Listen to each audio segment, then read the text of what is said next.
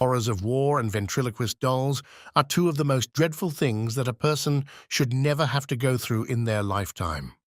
Due to the fact that Halloween and Remembrance Day are just 11 days apart, it seems only right that I write this story about two of the most terrible things that a person should never have to go through in their lifetime.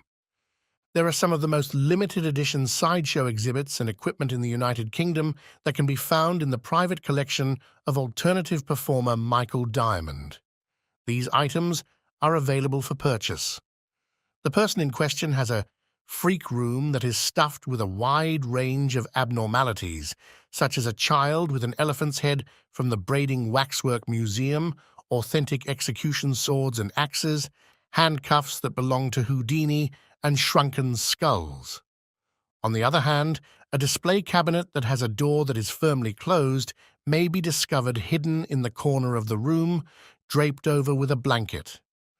As of right now, the freak room is the final resting place of Mr. Fritz, a ventriloquist doll that has been looking for a place to call home ever since 1945.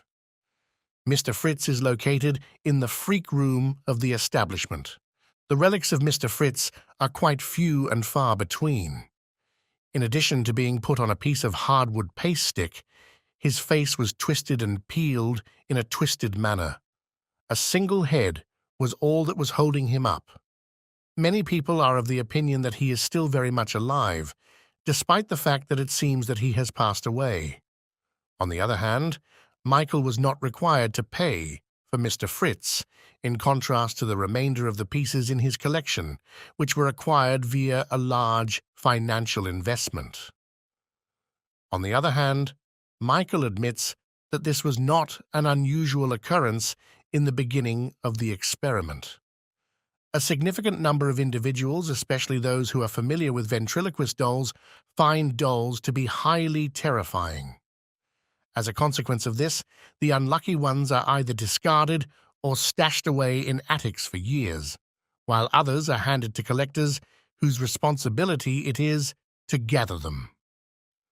A well-known WT militaria dealer in Liverpool reached out to Michael when they were both working at a festival over the summer. Michael was working at the festival at the time. Michael's traveling display of curiosities led him to the realization that Mr. Fritz would be an outstanding addition to the collection. He got to this decision after watching the touring show. The trader felt compelled to acquire Mr. Fritz and bring him to the United Kingdom when he discovered that Mr. Fritz had a connection to a German prisoner of war camp.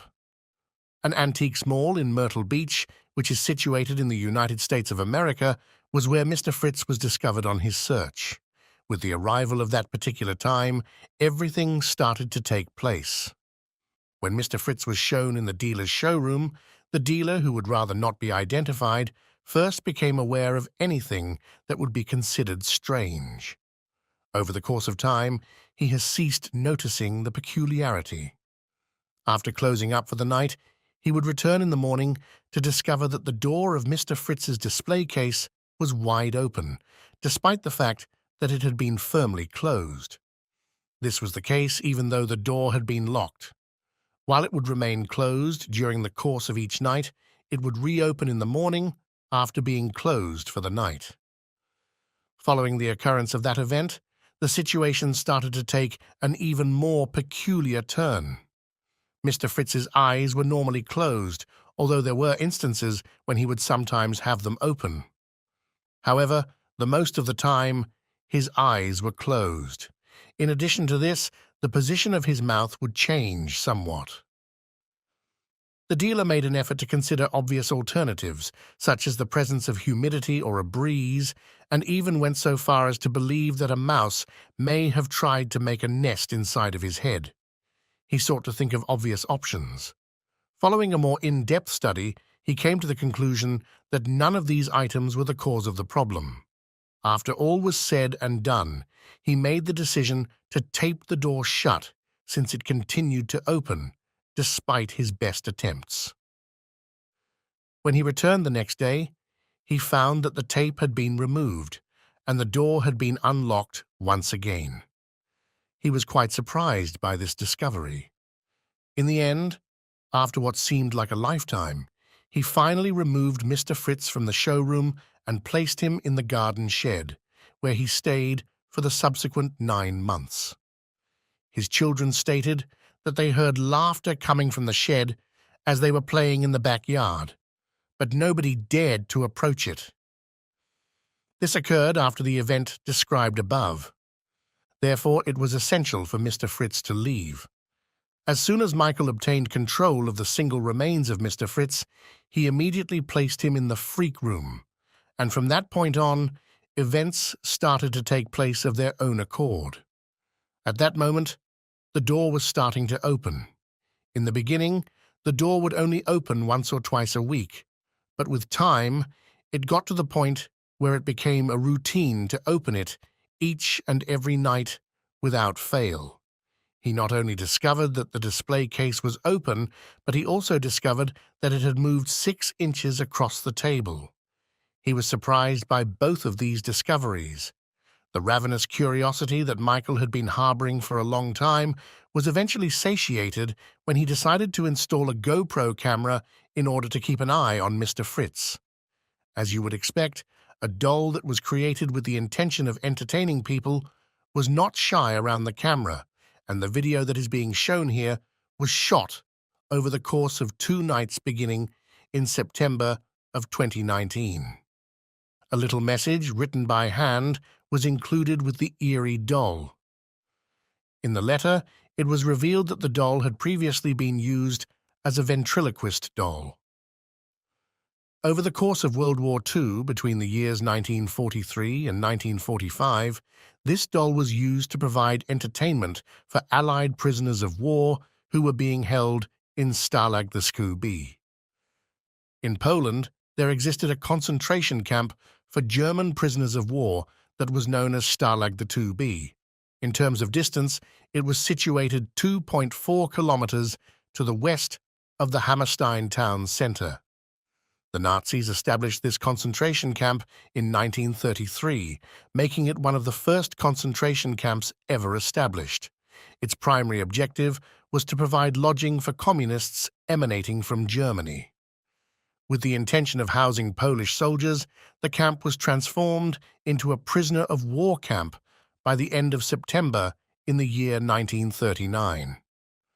As a result of being captured during the Tunisian campaign, the first American prisoners of war came in August of 1943. The living circumstances at Stalag the Scooby were deplorable, comprising of long days of laborious work on farms in the surrounding area with very little food availability. The United States of America was responsible for the imprisonment of more than 600 prisoners of war at that location. By educating themselves and putting on performances of a variety of genres of entertainment, including comedies and musicals, the convicts made an effort to overcome these hurdles and be successful.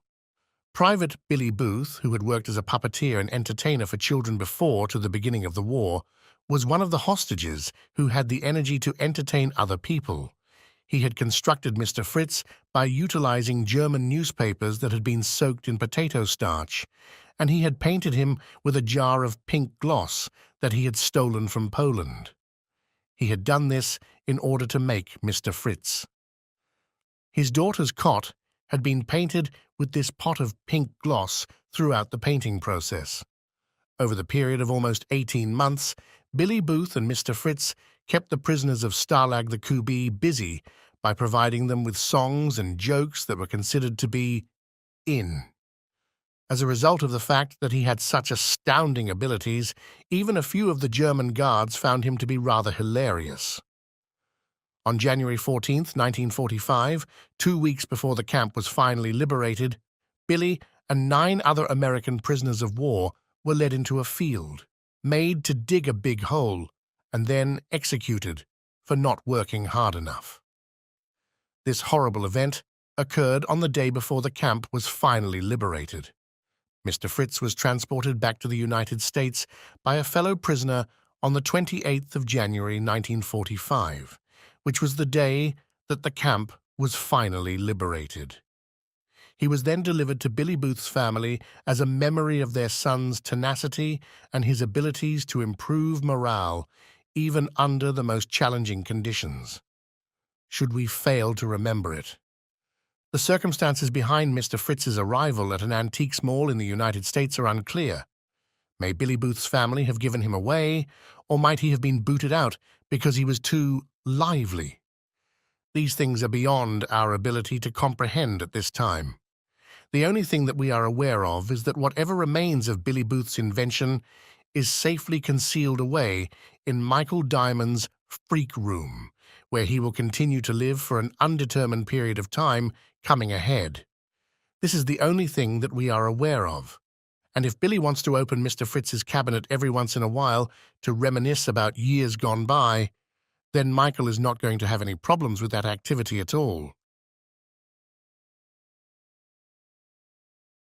Ichi Suzuki, a 17-year-old boy, purchased a doll at the Grand Sapporo Exposition on August 15, 1918. A short bob cut, or okappa in Japanese, adorned the doll's kimono. He purchased it for his 3-year-old sister, Kikuko. The doll was a constant companion for little Kikuko-chan, who would play with it non-stop and even sleep with it. She kept her beloved plaything close at all times. However, the next year, the little daughter tragically contracted pneumonia after a terrible cold. Variants state that yellow fever was the culprit. As part of the cremation ritual, Japanese families and friends often place little keepsakes or objects of sentimental value in the coffin so that the departed may carry them with them into the hereafter. Some item that may make them feel better. The term for this is fukusohin, meaning grave goods in English. Guests are invited to place these items on the casket at a certain time before or during the funeral ceremony. However, I'm sure the exact time varies from region to region in Japan. Right after all the prayers and remarks from loved ones were spoken, we did it here in my town when Oju-chan died away. Julian, my son, penned and delivered the eulogy. Following tradition, he put the handwritten speech back in the envelope it had been in, which had Oji-chan's name, and sealed it. After then, Oji-chan was requested by the funeral director to be the first to lay the casket next to his hand. The thing is, he accomplished it. Yes, just before the cremation. Everyone who has anything to offer sets it next to the corpse, maybe even writing a few words on it. However, there are a few guidelines. Everything must be combustible and non-hazardous, as it will be incinerated with the corpse. Things that people often bring to memorial services include photographs, letters addressed to the deceased, treats that they liked, and mementos from their hobbies or other interests. For example, it would be fitting for a fisherman's coffin to have his beloved fishing cap. However, there are regulations, and many things are not allowed, such as anything that could impede the cremation process. Watches, rings, and glasses made of metal or glass will not completely burn. The obvious rule is that anything that may explode is off limits, regardless of how much your loved one enjoys fireworks. That includes anything that, when burnt, may release toxic gases. Some textiles, polymers, and similar substances. Think about how much the little girl Kikuko-chan would have wanted the doll her older brother had given her to accompany her on her journey to the other side, if she had been 4 years old at the time. The relatives undoubtedly wanted to bestow it to her. Maybe it was too late when they remembered, since they were so distraught. It might also have been because the materials used to make it were too toxic for that specific crematorium. Regardless of the cause. The girl's remains were not cremated with it. The family decided it was okay and placed her urn on their butsudan, or family altar. Next to it, they placed her beloved doll. Thus, they were very much inseparable. The family worshipped at the altar daily in honor of their beloved Kikuko. Things didn't seem out of the ordinary until after a few months had passed. The doll's hair had grown to reach its shoulders from its initial short okappa cut, which was straight across just below the ears. The consensus was that the doll contained Kikuko's soul. As a result, Japan joined the war in 1938. Eikichi was forced to leave Sapporo and go north due to being conscripted. In some tales, Eikichi is the only one who leaves. In others, the entire family does. In this one, everyone packed up their sister's ashes and doll and brought them to a nearby temple named Manenji for safekeeping. I don't understand why the family passed. I am uncertain. The creep factor is increased by this little piece of missing information. Normally, her family would welcome her and her doll into their home without question. Perhaps they were trying to get rid of it because something was wrong. Maybe not, however, since they go back to the shrine and pay their respects to her after 7 years. The monks have been tenderly tending to the doll, which houses Kikuko's soul, and they call her Okiku. Surprisingly, however, the hair had grown longer yet. Now it had lost everything save its waist. A ritual was instituted to give the hair a little trim. That recovered. In an effort to placate the spirit, the family then requested that the temple hold it forever and pray over it. They agreed and carried it out, continuing even now. A servant who worked for Eugene Robert Otto's parents gave him a unique handcrafted doll in the early 1900s. Gene, as everyone nicknamed him, named the doll Robert and soon bonded with it. Eugene resided at the artist's house at 534 Eaton Street, erected between 1890 and 1898. Eugene received Robert the doll and formed a lifelong bond with him.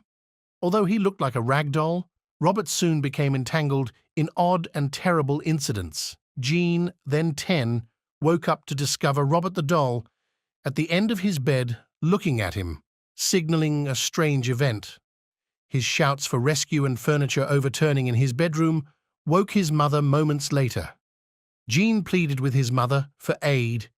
When she eventually opened the barred door, she discovered Gene curled up in fright on his bed, his room in ruins, and Robert the doll at the foot of the bed.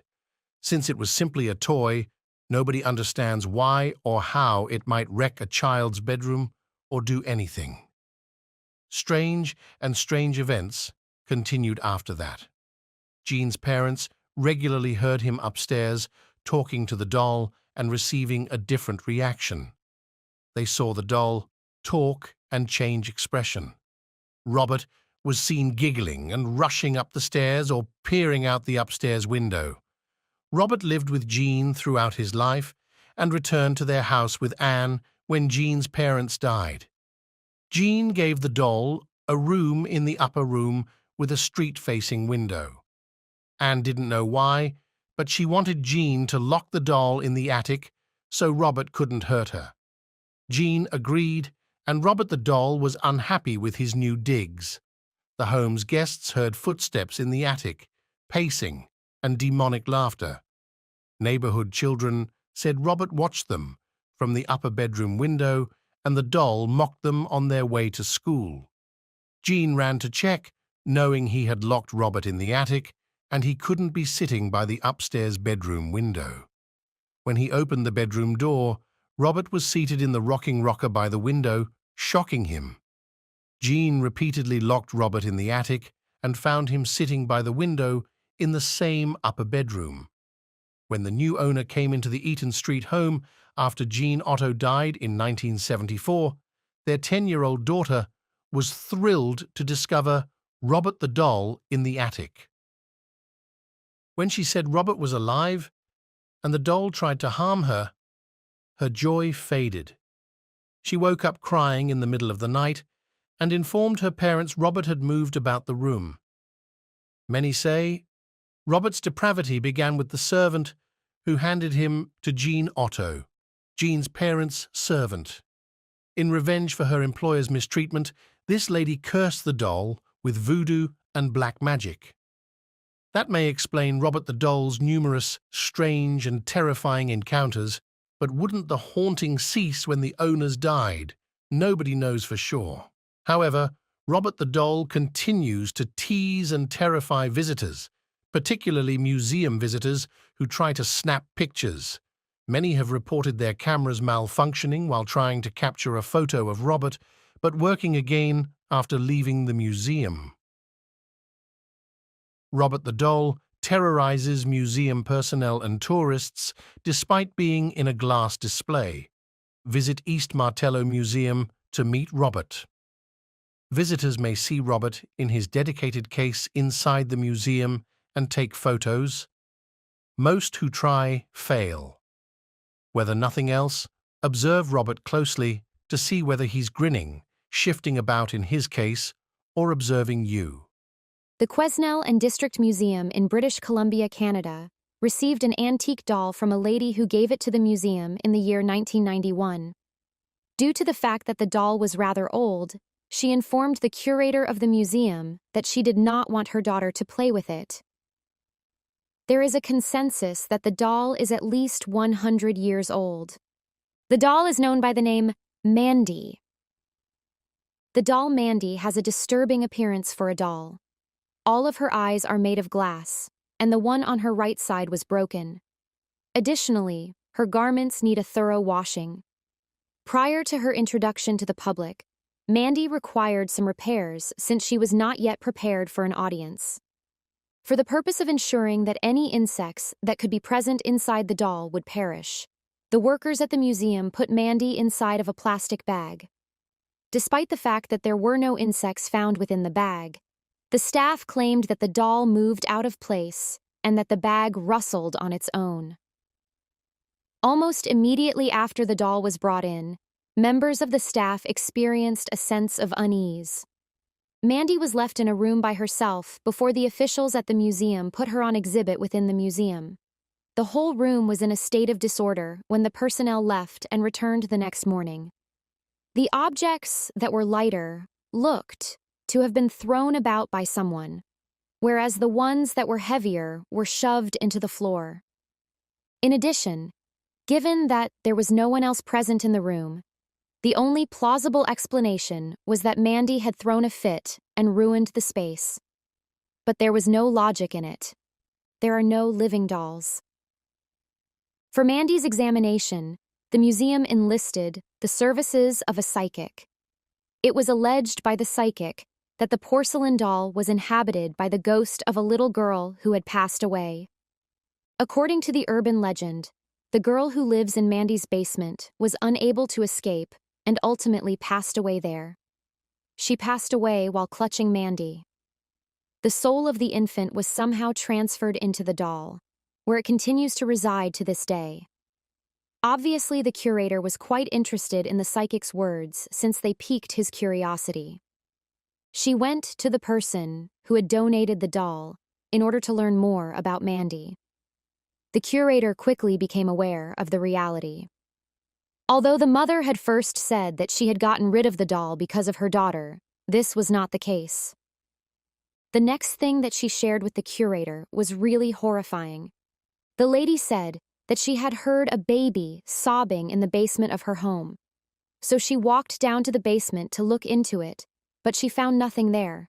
Mandy was the only one there, and there was a breeze blowing on the curtains while the window was open. However, who was it who opened the window? It seems that this occurred on a frequent basis. The donor made the decision to locate a new residence for Mandy. The wailing ceased once she gave Mandy to the museum instead of keeping her. People who go to the museum say that every time they view Mandy, they have a sense of unease. She is accused of tapping on her glass container, according to the employees. The fact that a toy lamb was discovered outside of Mandy's case did not excite her at the time, despite the fact that the lamb had been put within her case at one point.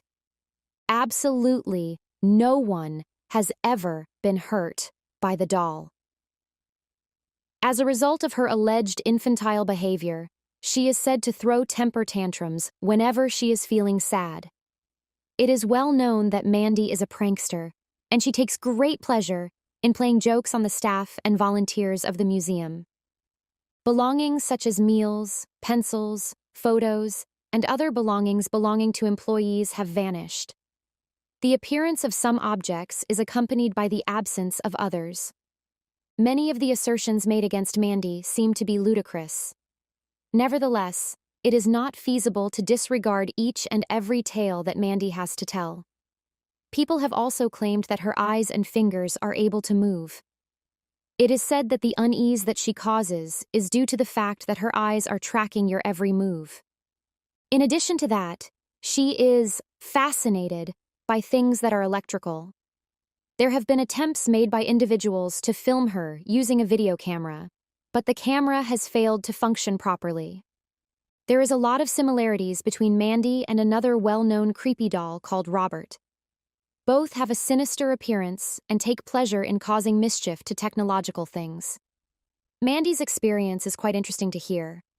Mandy and the museum were both included in a book that was published in 1999 entitled Supernatural Stories Around British Columbia. Is it possible for a ghost to take possession of a doll or a toy that does not have emotion?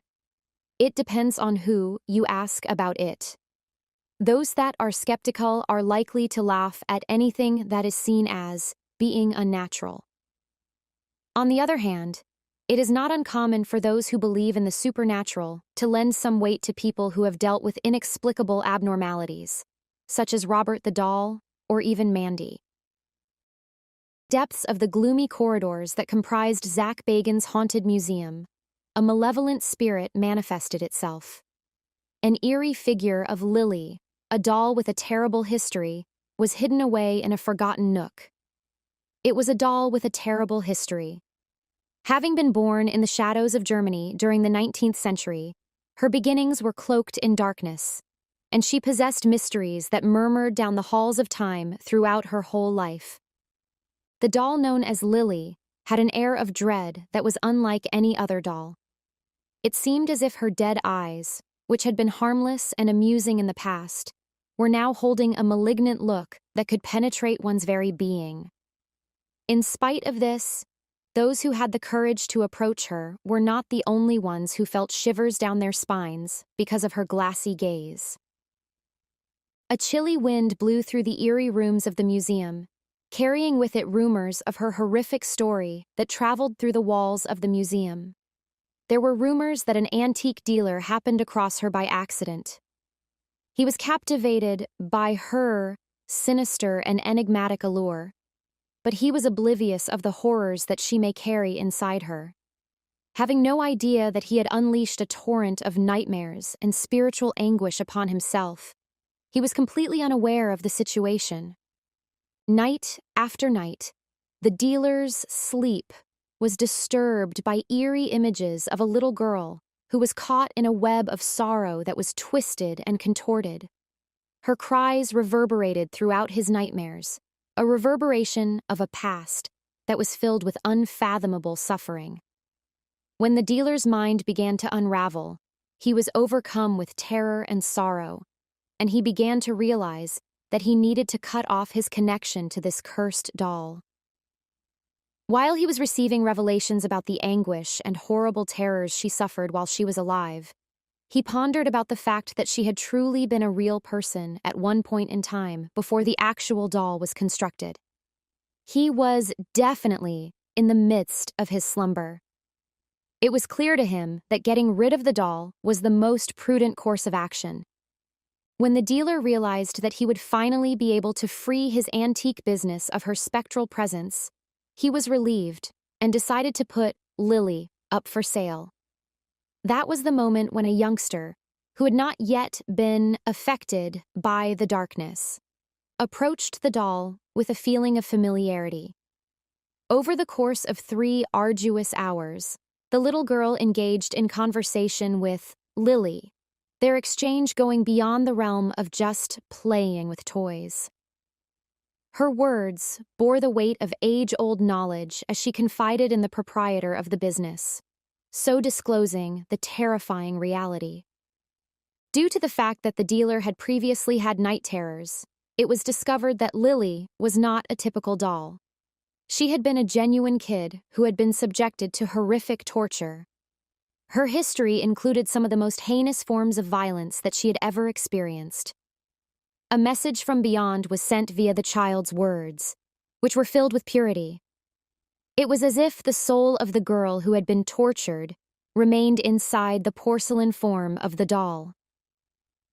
When Zach Begans, a collector of macabre items, first laid eyes on Lilly, he said that he could sense an overpowering force flowing from her. He described it as a dark and enigmatic energy that was so powerful that it sent chills down his spine. According to his account, he was able to perceive the existence of a soul that was confined, tormented, and lost, and that was fervently attempting to escape the confines of the doll's vessel. Lilly is now residing at the Haunted Museum, where her menacing presence has the ability to captivate the hearts of those who are seeking thrills and who believe in the supernatural. When people come to see her, they are driven to look into her eyes because their brains are preoccupied with the secrets that she keeps hidden. Those who are brave enough to go into the uncharted territory of the unknown are enticed by the persistent echoes of her terrible history that can be heard throughout the museum. On the other hand, people who come into contact with Lilly are putting themselves in a precarious situation. The enigmas that surround her are extensive and unsettling both. Those who have the courage to unearth her secrets are left with an everlasting imprint because her terrifying aura penetrates even the deepest recesses of the human soul. As she waits, mute but alive with the ghosts of her past, Lilly serves as a terrifying reminder that there are certain tragedies that are better left undisturbed. I am grateful that you took the time to read. Residents of Singapore came upon a little doll that was propped up against a tree when they were walking along a busy thoroughfare in the city. In addition to having its eyes chained, it had a peculiar writing on the fabric, giving it the appearance of an ancient. The doll could not be claimed by anybody at the time. Following an investigation into the history of the doll, as well as the words that were written on the blindfold, it became abundantly evident that this was not an item that should be returned to the Lost and Found department. Eyes were covered with blindfolds on the doll. According to many accounts found on the internet, the Arabic word that is written on the fabric is translated as Bismillah. I believe the purpose of this is to prevent any jinn or curse that may be lurking within from escaping or accompanying the owner back to their house. Some people believe that it is the result of some kind of dark sorcery. It seems that nobody really knows why the doll is there, with the exception of the message that was left by the person who submitted the original picture on Imgur. The note is really mysterious and disturbing, and it reads, "We bind it for a reason." What a bunch of idiots unbind it. Good luck to whomever did that, since it seems to be unhappy. The doll has been moving about on its own and has been possessed, even while the person who originally owned it is not there in the house. The eyes were chained, and she left it a great distance away from her house so that it would not follow her back. While the doll is left alone in a room and is discovered with its head turned in a different direction, there are others who believe that it is possible to hear the doll speak. It was heard speaking in the Malay language, and it had the characteristic of sounding like an adult female. The original owner discovered that covering its eyes was the only way to get rid of it and ensure that it would not repeat its behavior in the future. There are rumors that the curse was passed on to another individual who discovered it and untied the cloth without being aware of it. Caroline, who has a porcelain head and reaches 16 inches tall, is supposedly a very real haunted doll. Many years ago, her original owner bought her from an antique store in Salem, Massachusetts. Nobody knows for sure when it was. She passed through the hands of several owners. Each of them imbued her with their own energy and affection. Every single one of the doll's owners was exceedingly careful with them, making sure she's clean, well cared for, and cherished. There are many who think this doll is haunted by 3 separate entities. All 3 of the unique souls that have taken up residence within her are fighting for dominion. These ghosts are thought to be inhabited by Caroline, a Salem, Massachusetts, renowned paranormal investigator, and other paranormal organizations have looked into her. While everyone has their own theory about the doll's specter, they can all agree that it has a real narrative. Holding your ear near to Caroline's lips is claimed to cause her to whisper. The realms are delicate, even difficult to comprehend. The second owner of Coraline, John, said that she would always declare, "Make it you!" Despite the illogicality of the remarks, John interprets them as her good luck wishes.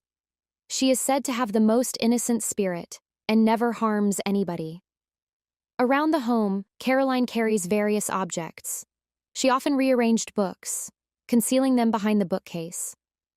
While one of her former owners was cleaning, they discovered candles in the oven. The most unexpected locations also yielded food, money, and pens. There were instances when they would just vanish. Throughout her life, Caroline has been known to fiddle with various household objects, tinker with electrical gadgets, and sometimes whisper. We don't know where Coraline is. Her present guardians are evading capture. Caroline was last mentioned in 2004 during an interview for Paranormal Investigations. Using electromagnetic field, EMF readers, the doll was recorded. She was uninterested in getting involved, but an EVP picked up some muttering, so they dug further. Its owner passed away in May of 2006. The inquiries were subsequently shelved and never resumed. Her spiritual activity decreased. She started to relax, and she whispered very seldom. It seemed like she'd had enough. Her mood had plummeted. I pray that Caroline is safe, well cared for, respected, and not lonely wherever she may be. The terrifying doll that has been called UK's Annabelle has captivated ghost hunters ever since eerie films showed the doll moving inside of a box that was secured. At my haunted hotel in Chester, which is located just above Ye Olde King's Head pub, where courageous travelers and paranormal enthusiasts gather to watch scary occurrences, the Grace doll was put in a room that was guarded and was located above the bar. 2 weeks ago, on Wednesday, April 19th, the hotel's paranormal investigator, Danny Moss, said that he was able to capture some strange events while residing in room 8, which was equipped with a security camera that was set up around the clock. The film captured by the night vision camera shows a room that is completely vacant, with a box in the center of the room and a fiery cross shining on one of the walls. Danny performed an analysis on the photograph and shared his thoughts with Cheshire Live. I've been investigating the item for the past 5 years, and I've seen it produce some of the best evidence in the field of paranormal research. But to now capture it. Moving on camera is a special moment, according to Danny. When it comes to the paranormal, there will always be skepticism, and that is completely justified. However, when you catch something like this, people have to come to grips with the fact that there are things out there that we are unable to comprehend. The fact that the object travels in a manner that defies gravity is what makes this film so captivating. It's important to note that the room is locked and the public do not have access upstairs during the day. When Danny initially reported his first-hand encounter with an entity in room 8, he was able to propel himself to the forefront of national news coverage. It was his gadget that picked up the word burn, and when he questioned it, "What do you want to burn?" it responded by stating, "Your eyes in particular." Harry Achilleos, proprietor of a pub and hotel, continued by saying, "When the Grace doll was first brought into the building, it came with many stories as well as video evidence from over the last few years, but I had to see it for myself." Precisely is it about Annabelle, a Raggedy Ann doll that seems to be completely harmless, that makes her so terrifying? The answer to this question is not so much the doll as it is the thing that has been linked to it under a demonic influence. For the purpose of comprehending this apprehension, it is necessary to investigate the beginnings of Annabelle the doll and to remove the sensationalized layers of Hollywood horror in order to uncover the genuine narrative of Annabelle, which starts with a birthday gift that was given with good intentions. It was in the 1970s that an unremarkable doll was bought as a birthday gift for Annabelle. This is the beginning of the real tale of Annabelle. The doll was a present from the mother of a young nursing student to the new student. The young girl who was given this doll maintained her as a decorative piece inside her apartment. She often displayed the doll on her bed after she had made it. Almost immediately after the doll was brought into the house, her new owner and her roommate began to see some peculiar behavior coming from the doll. Supposedly, the doll would move about on its own without any assistance. In the beginning, this was accomplished by the use of minor motions, such as the doll's legs being crossed. This continued to happen until it reached a point when the doll was discovered in other rooms, in addition to the one in where it had been placed earlier. The doll was even photographed kneeling, which was a position that it would be physically impossible for it to replicate in the future.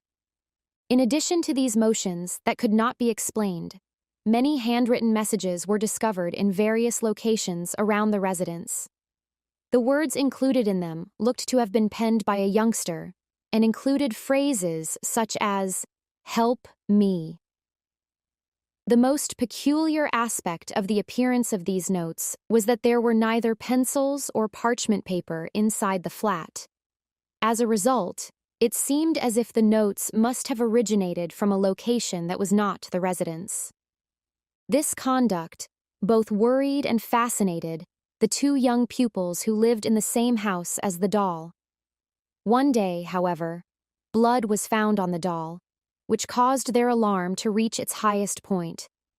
On the doll's hands, there was blood that was fresh and moist, and on the doll's chest, there were 3 separate blood droplets that could be seen.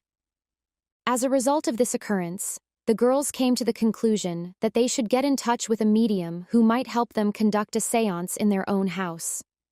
A gathering like this was arranged in an effort to determine whether or not there was anything supernatural going on.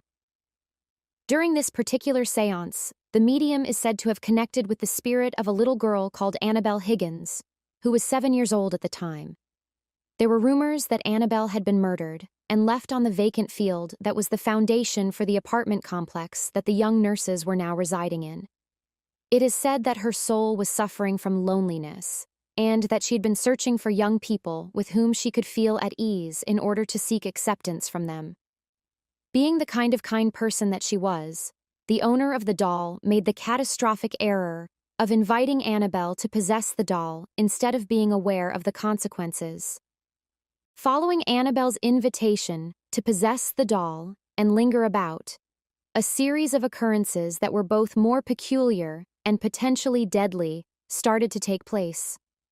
After paying a visit to Annabelle and expressing worry about the peculiar behavior linked with the doll, a close male friend of the young nurse was going to be subjected to the wrath of Annabelle. The Annabelle doll was allegedly standing over him when he awoke one night when he was sleeping in the flat. He said that he had seen the doll. After asserting ownership of the doll, he proceeded to reach out towards his neck and begin strangling him till he experienced a loss of consciousness. When he awoke the next morning, he was so certain that this event was real that he might have really sworn it was a dream. He continued to spend time at the girl's apartment, despite the fact that he was terrified and bewildered at the time, until he was severely assaulted once again. Over the course of one evening, when he and one of the girls were making preparations for an approaching vacation, they were aware of a commotion emanating from the room that was vacant and contained Annabelle. They conducted an investigation into the room because they were suspecting that an intruder had entered the flat.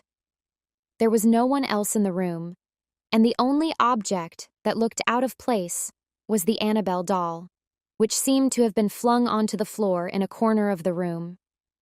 The individual entered the room with the intention of doing more research, but he was halted in his tracks as he neared the doll that was cursed.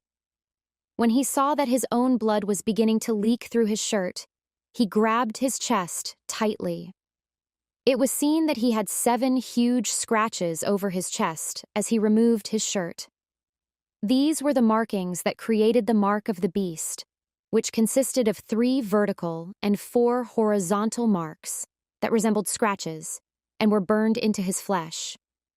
There was a growing sense that Annabelle was being haunted by something that was a bit more dangerous than a missing little kid, and this young group of pals grew more anxious for answers and assistance. Following the occurrence of these distressing occurrences, the young girls who were living with Annabelle made the decision to seek assistance from the church. Immediately after the young women's presentation of their narrative, Ed and Lorraine Warren were requested to provide support to them. The Warrens were well-known demonologists who had a wealth of expertise in this area and had prior experience working on a large number of cases that were comparable to their own. They were able to ascertain that there was most certainly a bad demonic energy that had fooled these girls into accepting it into their house by appearing as the ghost of a kid who had done nothing wrong. Considering that the entity seemed to have no other objective save to obtain a human host for the purpose of possession, it is imperative that it be removed from the residence. The Warrens provided assistance to the young pupils in order to get their house sanctified and to remove the Annabelle doll that was causing them problems. On the other hand, it seemed as if the linked spirit followed the doll and caused the Warrens to experience life-threatening inconveniences by causing damage to their vehicle as they were driving home. Following Ed's application of holy water to the doll, these problems were finally resolved. Despite the fact that Annabelle had arrived at Warren's house, it proceeded to carry out its evil intentions. The creature continued to travel on its own and frighten those individuals who had the misfortune of coming into touch with it. At the present day, the Annabelle doll may be found at the Warrens Occult Museum, which is located in Connecticut. A glass container that is lined with crosses and inscriptions from the Bible that are meant to protect the doll is used to preserve it. Furthermore, Annabelle, in addition to the whole of the occult museum, is blessed on a regular basis by a priest. Legends tell of the devil baby of Bourbon Street, a Creole doyenne's monstrous kid adopted by voodoo queen Marie Laveau and baptized by Madame Lalaurie.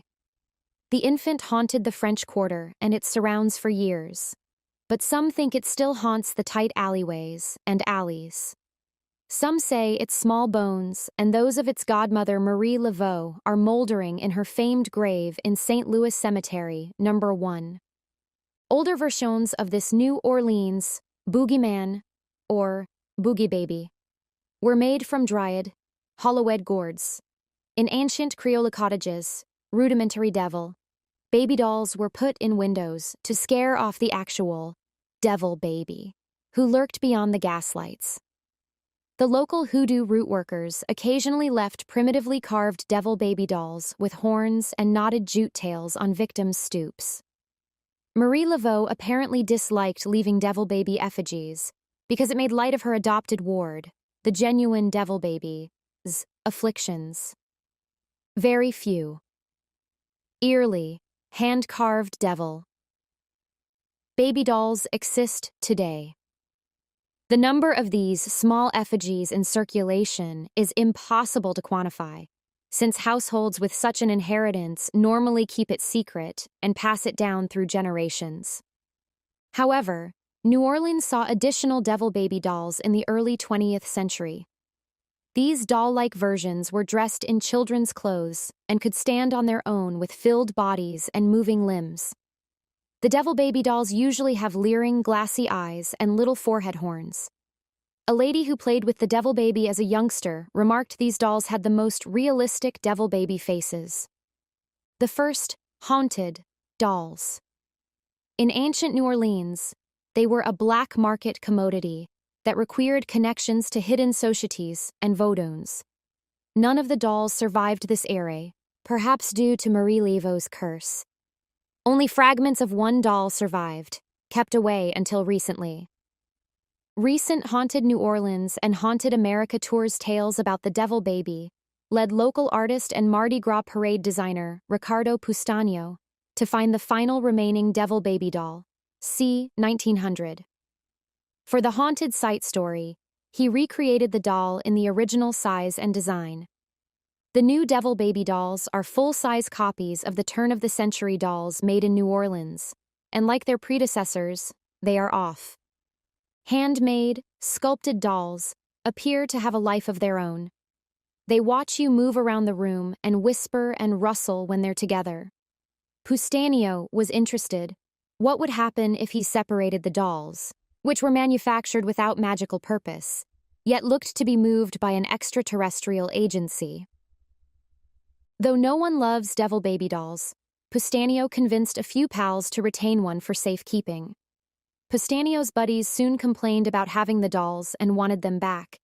Even separated, devil baby dolls are diabolical. One man said his devil baby doll moved by itself while no one was around. The devil baby was kept in a spare bedroom closet and would be laying on the carpet when the naive caretaker returned from work. Another devil baby doll was said to have got loose at night at the house of a couple, toppling ashtrays and covering the kitchen floor with beads from a bead-making craft kit. Since the couple had no pets or children, the bizarre events had no other explanation. In the days before Hurricane Katrina, acclaimed psychic, Reese received a third devil baby doll at his new Lakeview house. Reese, a rare doll collector, loathed the devil baby, but grudgingly kept it. He was awakened up by a baby, sobbing every night, for 2 weeks. After the doll was in his home for 2 weeks, Hurricane Katrina flooded the residence with 7 feet of murky water. Reese was shocked to see the devil baby doll was one of the few missing items in his wrecked house. Devil baby doll was purchased online from Pustanio by paranormal investigator Sylvia Cross, who studies possessed artifacts. She thought it would be wonderful for her eerie doll collection, but she bought the actual thing. She saw changes in the doll's posture from morning to evening, heard snuffling and screaming near the baby, and her 2 cats wouldn't go near the doll, refusing to be in the same room with it. Cross remarked, "Some objects are just born, for lack of a better word, with a dark soul. I suppose the devil baby is one. You can almost see a trapped, sad soul in its eyes." Others think the devil planted the glimmer there and claims every devil baby as his own. Cross thinks her Pustanio voodoo queen doll is haunted. Pustanio insists that his dolls are made of skill, not magic or ghosts, although many think they are possessed. It is intriguing that Pustanio's last 15 years of painting and sculpture have been reported to include supernatural elements. As an early exhibition from his extensive collection of New Orleans-inspired artwork, Ricardo Pustanio auctioned his devil baby dolls on eBay in addition to his web business. One devil baby doll has changed hands multiple times on eBay. Buyer beware was never more accurate. When asked whether his work is haunted, Pustanio shrugs and replies, "I've heard about haunted dolls since I was young. We inherited several from our relatives, but I never believed my dolls would be haunted." Ricardo Pustanios. Devil. Haunted or not, baby dolls are popular. Each is unique and may be dressed in the buyer's baby clothing. Pustanio also makes voodoo queen, zombie, Elwa, and U-dolls that can look like whatever person the client wants. Few remaining relics of the Aztec civilization may be found inside the boundaries of Mexico City, which is one of the largest metropolitan areas in the world. The UNESCO World Heritage Site, known as Xochimilco, is comprised of a massive network of canals and little man-made islands, known as chinampas. These chinampas are where the residents live and have their crops grown. Located deep inside the heart of Xochimilco, there is a chinampa that contains a few modest cottages, but they are overwhelmed by hundreds of dolls that have been disfigured and are rotting. The Island of the Dolls, also known as La Isla de las Muñecas, is the location where the greatest collection of haunted dolls available anywhere in the world can be found.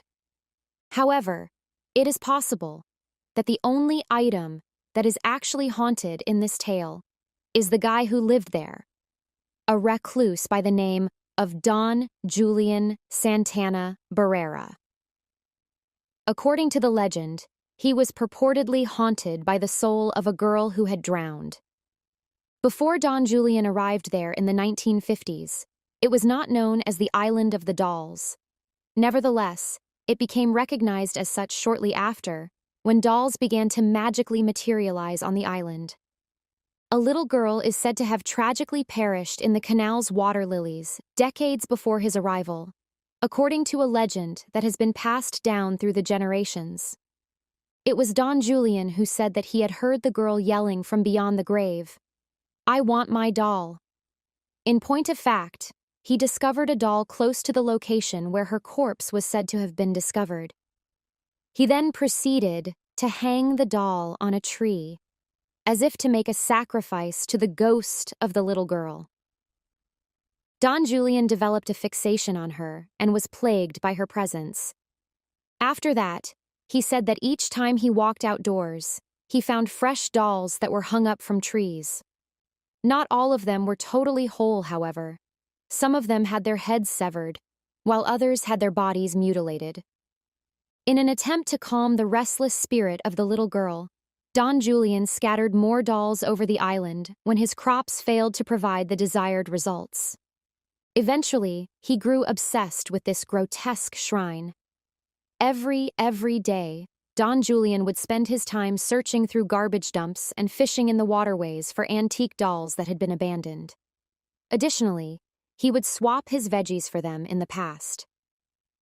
To create the horrifying image that we see today, Don Julian hung the dolls in the different stages of disrepair that he discovered them in. This, in conjunction with the fact that they were exposed to the weather, produced the scenario. The next 50 years or more, he proceeded to construct this forest of dolls throughout the course of his life. It is possible that Don Julian felt them to be protecting, despite the fact that we have referred to them as haunted. In the year 2001, Don Julian passed away in close proximity to the location where the little girl had passed away. There are many who believe that he had a heart attack, while others believe that he met the same fate as she did and drowned. The ghost of the girl is reported to continue to haunt the island even to this day, and many people think that it was the girl's spirit that was responsible for his death. The dread of dolls is known as pediophobia, and it is believed that the blank but realistic glances that dolls have on their faces are the root cause of this anxiety. The Island of the Dolls, on the other hand, seems to terrify a wide variety of people, not just those who are afraid of children.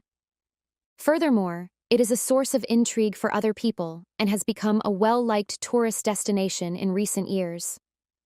People in the area assert that the dolls come to life at night, bringing with them the ghosts of those who have passed on.